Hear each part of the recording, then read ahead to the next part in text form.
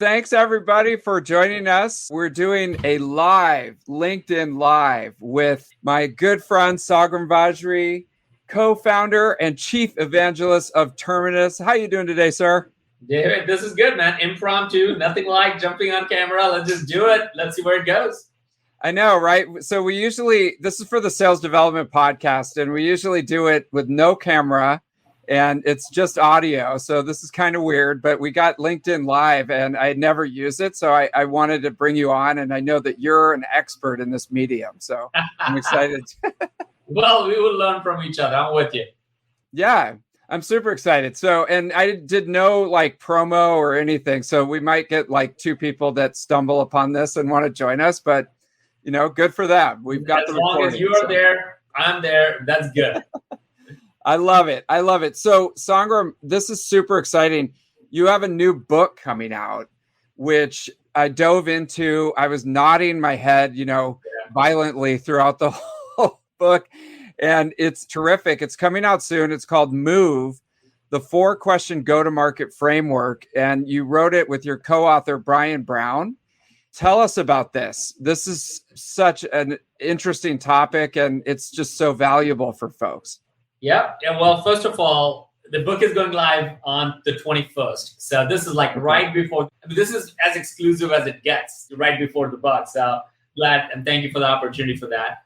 I am known for the most part for somebody who created a category, right? Like the whole ABM, and that's really the world that I've lived on. And what's interesting, David, what I've seen as part of my research, being on board, helping Terminus grow to the level we have grown now, it's like, hard enough to start a company. It's hard enough to get to $1 million in revenue.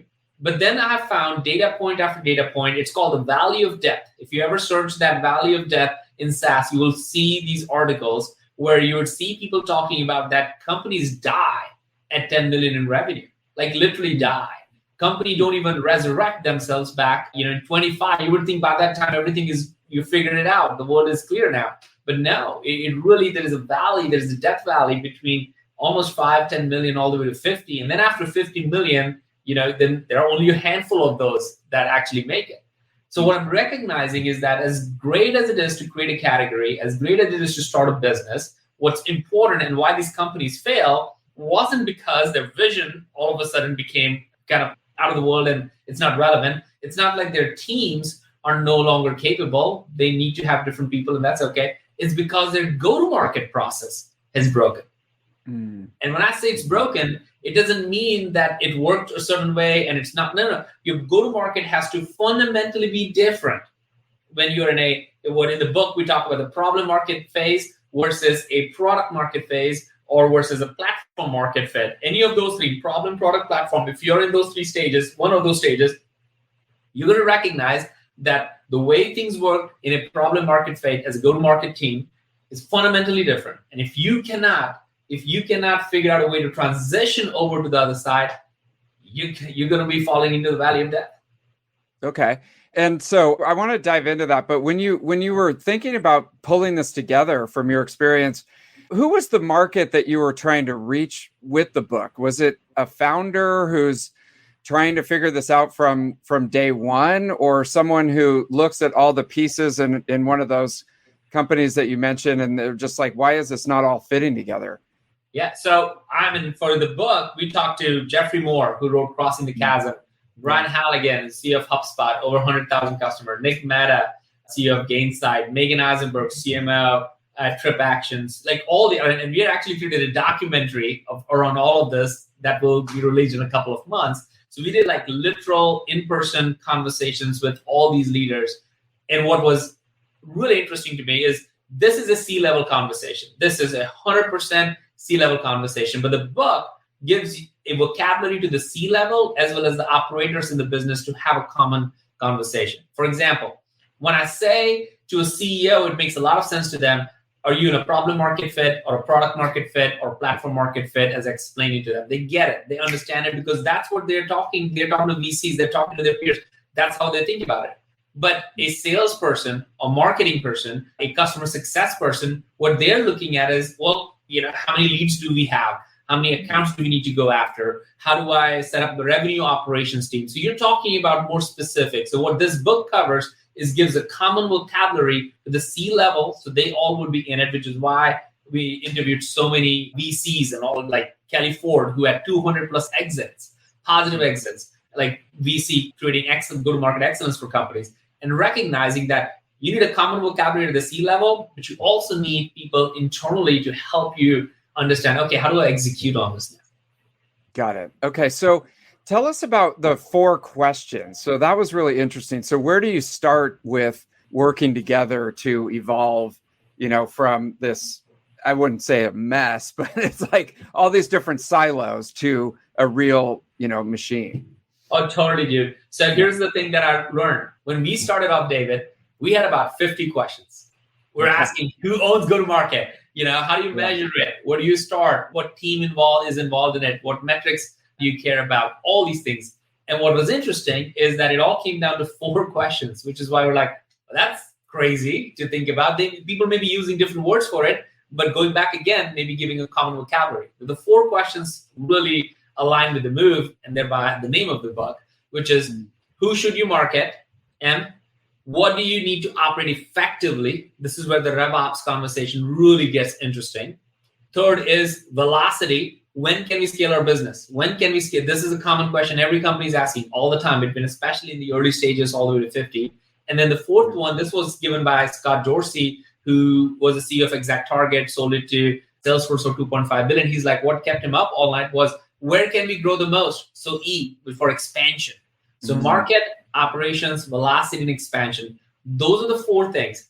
Now, the beauty of it is the questions remain the same, but based on the stage of your business, problem, product, platform, whatever the stage of the business, your answers are going to be fundamentally different.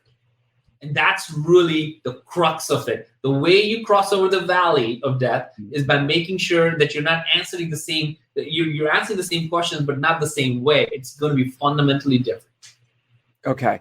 And so let's go back a little bit. So tell me more about those different stages of a company, just so people, they can like triangulate to where they are right now in their business. So tell me about those different stages that you mentioned.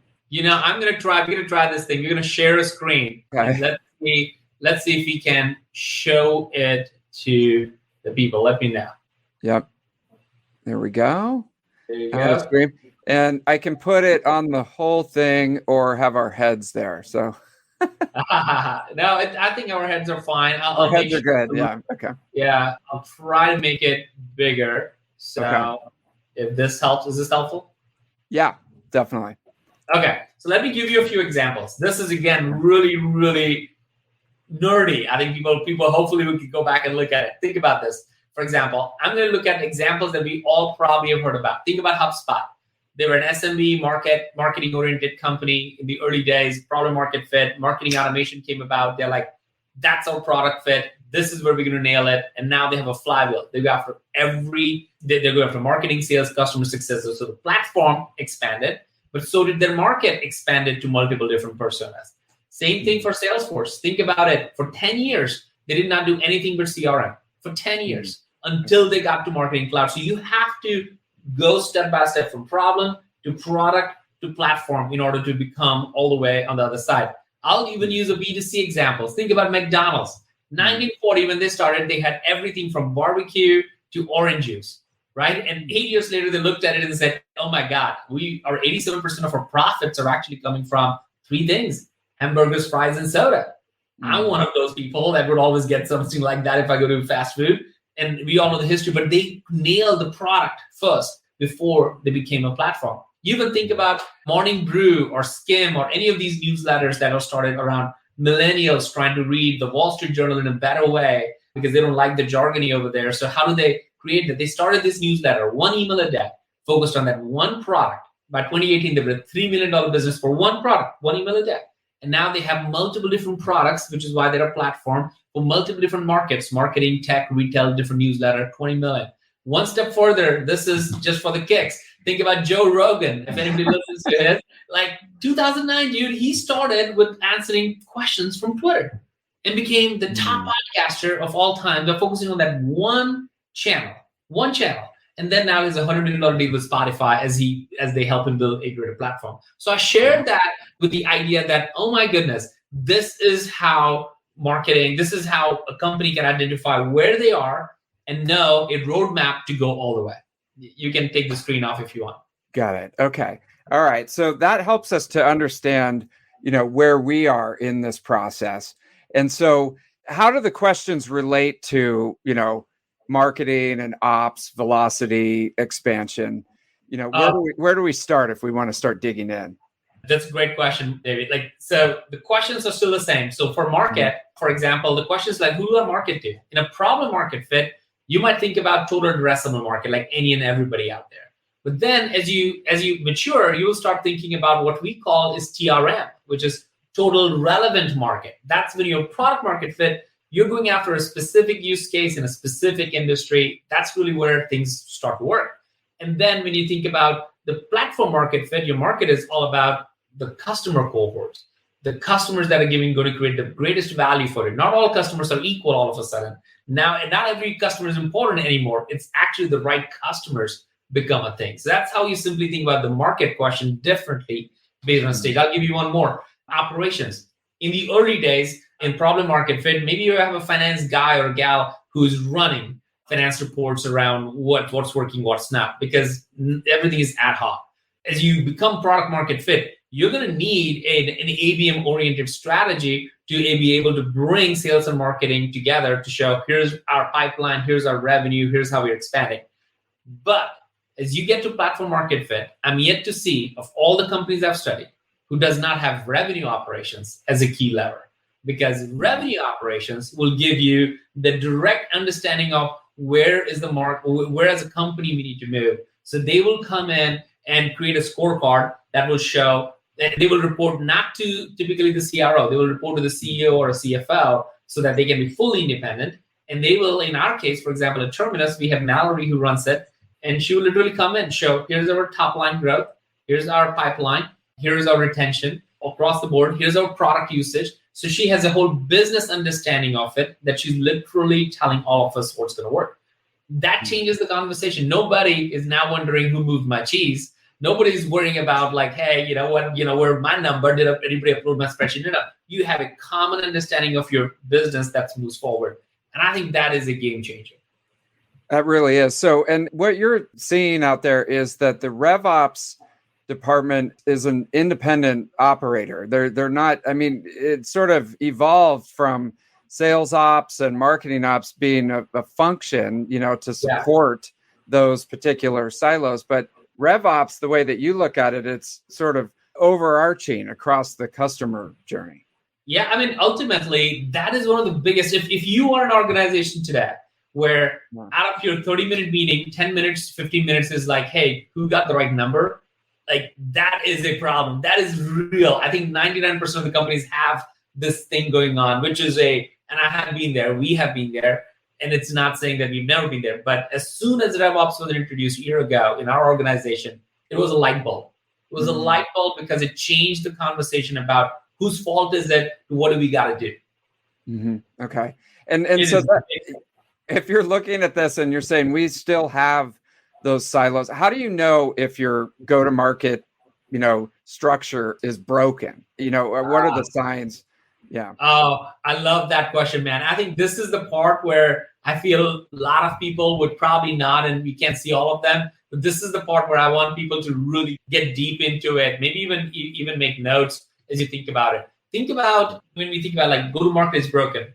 If in your organization right now, somehow you're having some salespeople who heroically make their numbers, your go-to-market is broken because it's no longer predictable, repeatable. Think about you have a ton of leads coming in, but you don't have a higher conversion rate. You have a go-to-market problem, which means marketing and sales is not connected enough on who's coming in and how we're converting them. And maybe in your organization, churn is killing your business. You're able to get net new customers because your marketing is great, your sales is great, but your product is not delivering or your customer success is not equipped to do it. Your churn is killing your business. You got a go-to-market problem. Here's another one. A lot of times, customers buy into it, and towards the renewal time, they're wondering, I don't know if you got the value that we're looking for, and they're not unsure and you're not unsure how to show ROI other than it is awesome kind of thing. So if you're having those kind of things, and it will all manifest, David, as you probably have seen, is the teams are not aligned internally. The executive team and the team at large is not aligned on it. And I think when those things start to happen, I think that's when you know that your go-to-market is broken. Yeah. And, in this SDR world, what we see a lot is that SDRs are kind of on their own to some extent, like as far as they've got the tools and there's a playbook, but then at the end of the day, it's like they're spending a lot of time researching and finding contact information and, plugging things in and doing a lot of manual activity themselves. And for me, it seems like, if you have your revenue operation set up from a data perspective, you can, that's one big sign, that something's broken. If you're asking people to, instead of doing the actual, job of being an SDR, they're essentially becoming researchers.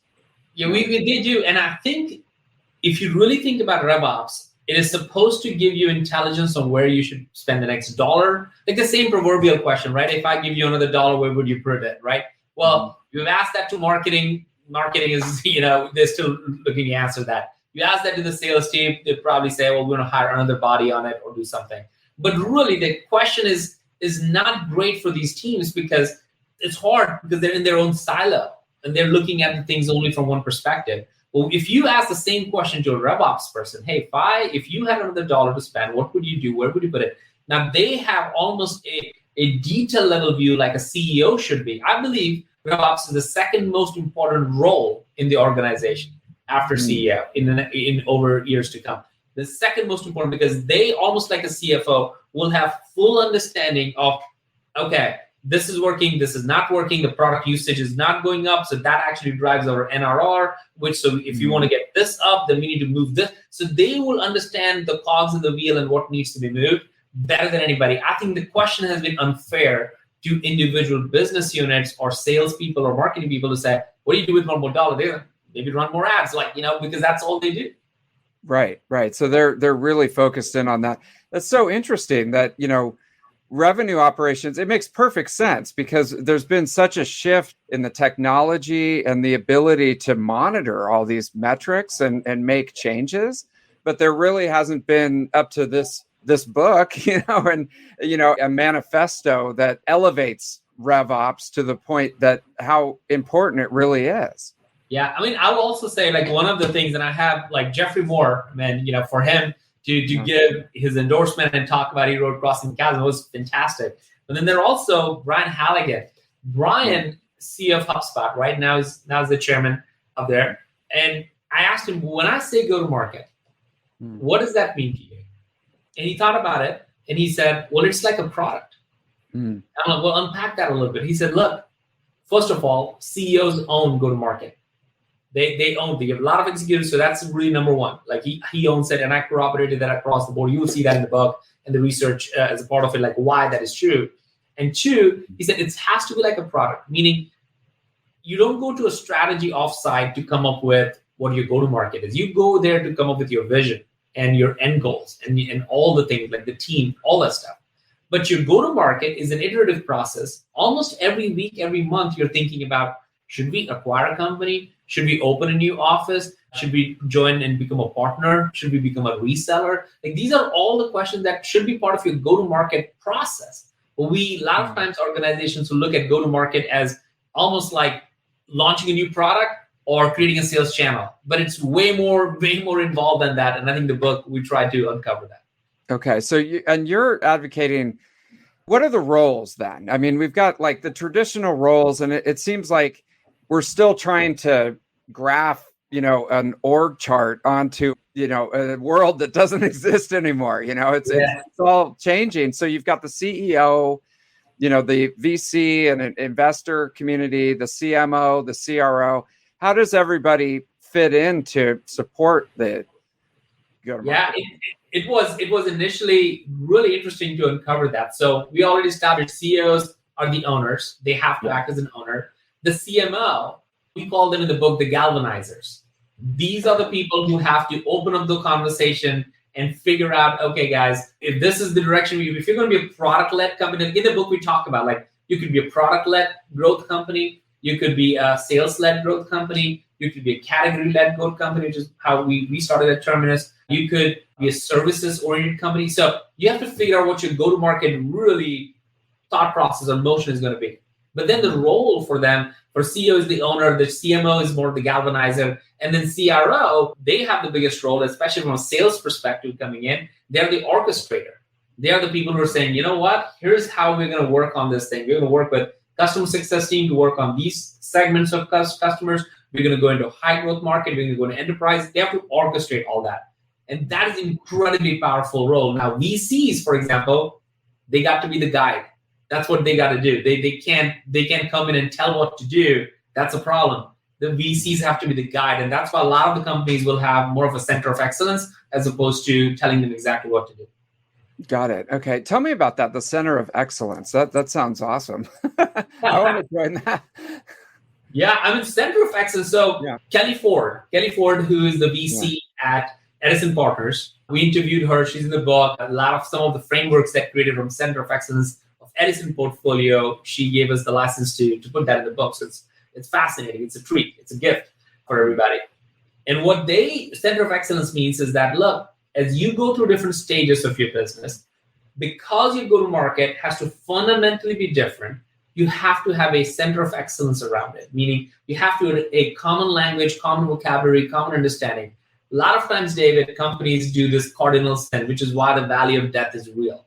They would go into, I was just literally right before this, I was talking to a CEO who's of a $10 million company, super excited. They're like, hey, we're 10 million, we're good, we're awesome. And I'm like, sorry to humble you, you're about to enter the valley of death.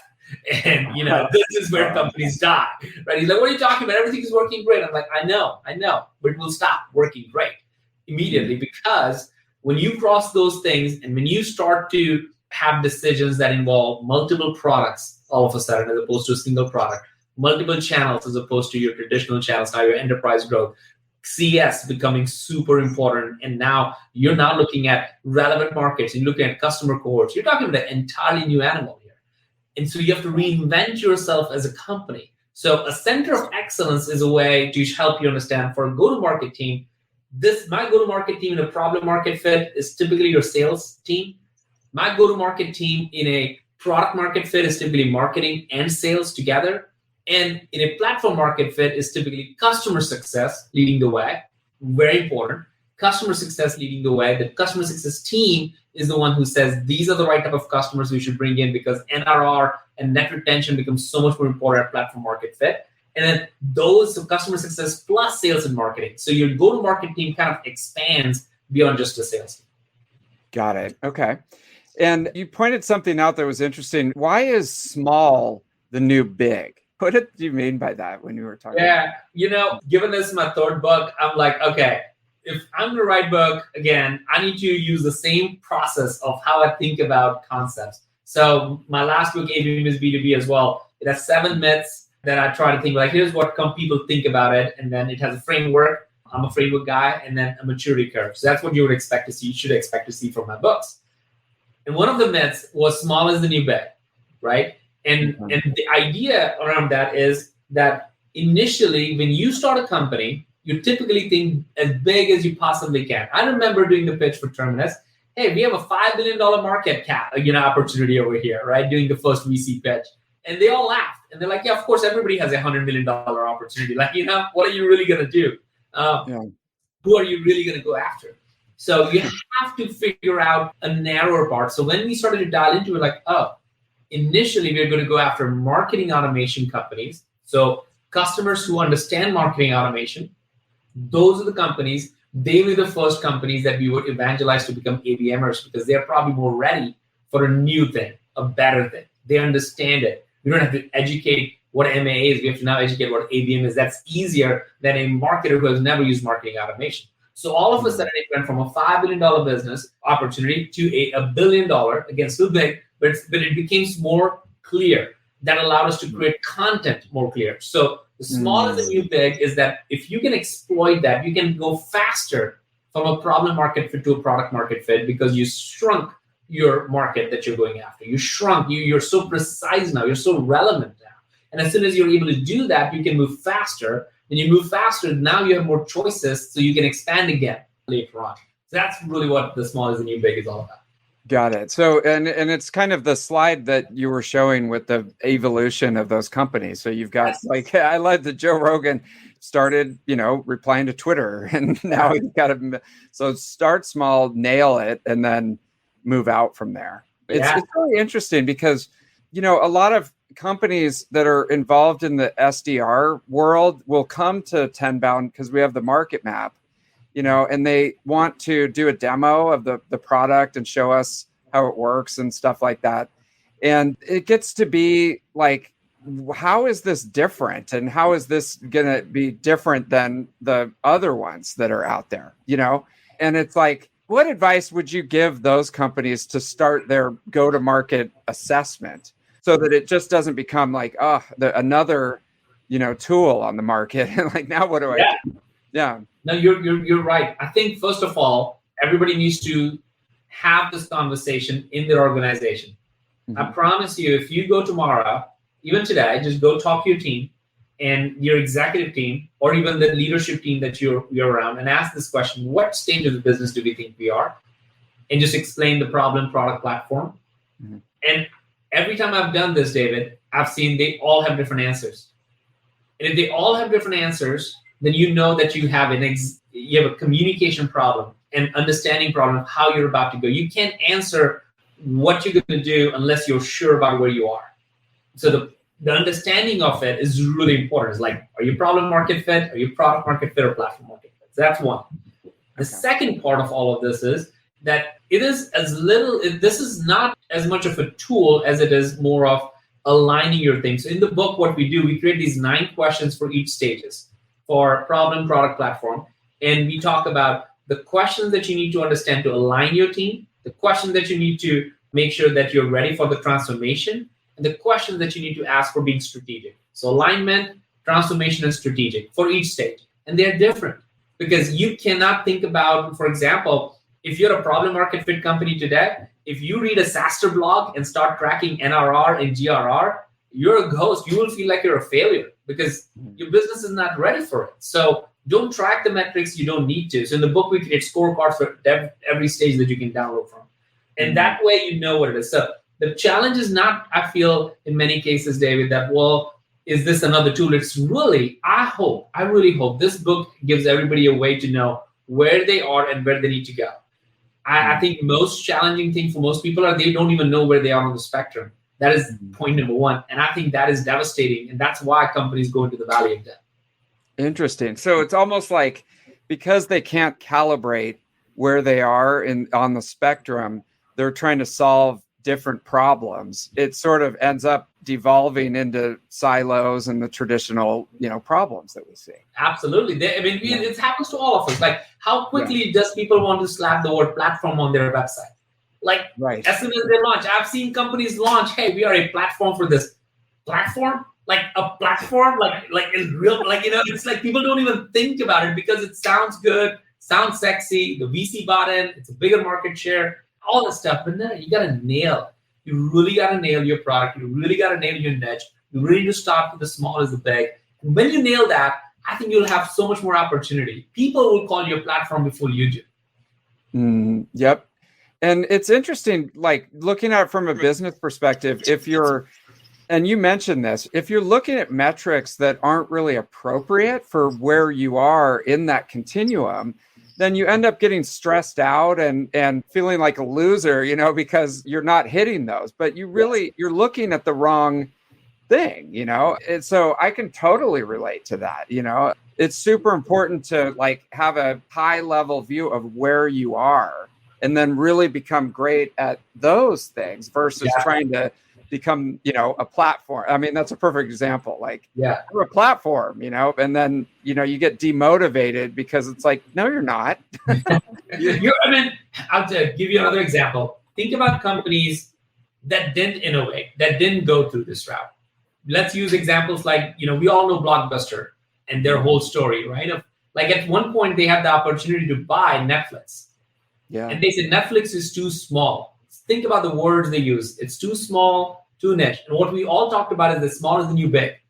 Yeah. They looked at that exact thing and saying, that's too small. We don't need to do that. We got this thing going. We're not going to change our go-to-market. We are going to be on floor shops. We're not going to embrace this digital thing. We'll add that as an add-on, but this is working. This is why the value of death happens, is because companies don't innovate their go-to-market. They innovate on many other things, but not on their go-to-market. So their Netflix was a whole story of go-to-market, quite frankly. The go-to-market process, the delivery was different. The customers were expecting it, and Netflix was able to provide that to them. So you think about it, a lot of times, your best way to build your business stronger, faster, greater may not be because of the innovation that you might have in the product. I'll challenge you to think about your innovation in go-to-market might actually help you get there faster in a much healthier way. Wow. Okay. Well, Move. This is the big debut. And one thing I want to mention too, so they do the assessments, they can get the web resources that go along with it. You have a go-to-market podcast, so you can go deep into this.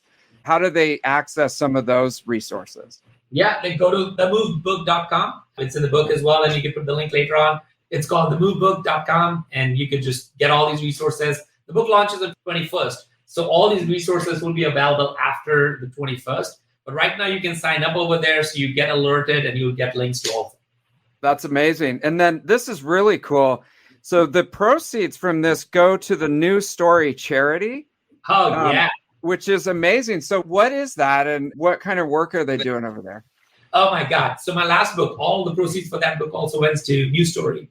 New Story is based in Atlanta. They actually build houses for homeless. But the way they do that is through 3D houses. So they're able to build 3D houses, not just one, but a community of houses in one go.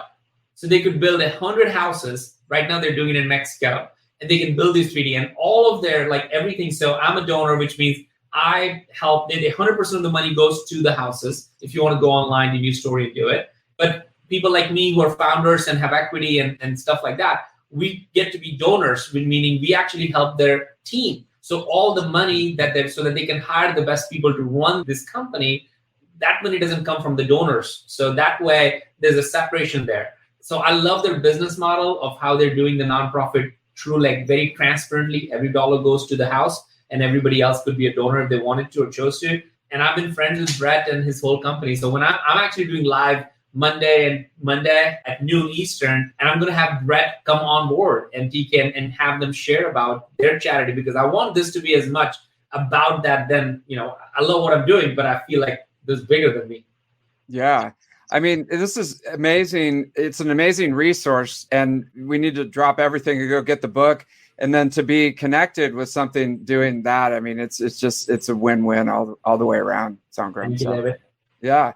Well, this has been awesome, and we'll do a recording of this, get it out audio on the Sales Development Podcast.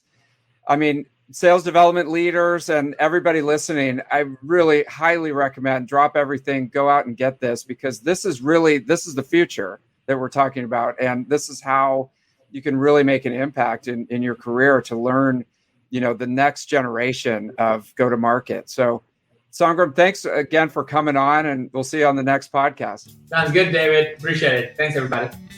Thank you for listening to the Sales Development Podcast, the only audio forum 100% focused and dedicated to sales development, with your host, David Dulany. Please be sure to subscribe to the show on YouTube and take a moment to leave us a review on iTunes. Your support makes our show possible. If you are struggling with your sales development program, contact us at tenbound.com for a no-obligation exploratory call. Again, that's tenbound.com.